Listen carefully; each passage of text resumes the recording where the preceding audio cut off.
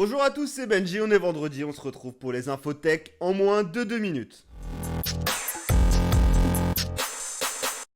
Merci à tous pour vos likes et vos partages. Et si vous ne l'êtes pas encore, pensez à cliquer sur abonner et activer la petite cloche pour ne louper aucune vidéo. Je vous parlais la semaine dernière d'une nouvelle version de l'USB-C et les premiers résultats sont tombés puisque Xiaomi a publié une vidéo montrant la puissance de cette nouvelle version de l'USB-C. En effet, ils ont proposé une recharge filaire à 200 watts permettant de recharger à 100% une batterie 4000 mAh en seulement 8 minutes. C'est juste exceptionnel. Ils ont également montré qu'on pouvait recharger en sans fil jusqu'à 120 watts permettant du coup de recharger le téléphone à 100% en 15 minutes. Pour comparer, aujourd'hui vos iPhones se chargeront au mieux en sans fil à 15 watts. Il y a beaucoup de rumeurs qui apparaissent autour du Pixel 6, de nombreuses photos encore qui sont tombées cette semaine, mais une autre info est tombée puisque Google aurait passé commande auprès de Samsung pour des écrans OLED pliables. On serait sur un écran de 7,6 pouces et il serait déjà attendu pour cette année. Ils avaient déjà fuité et des nouveaux écouteurs de Google sont maintenant officiels puisqu'on peut les commander, enfin s'inscrire sur une liste d'attente sur leur site pour les nouveaux Pixel Buds série A. Ces écouteurs reprennent exactement la même forme que les anciens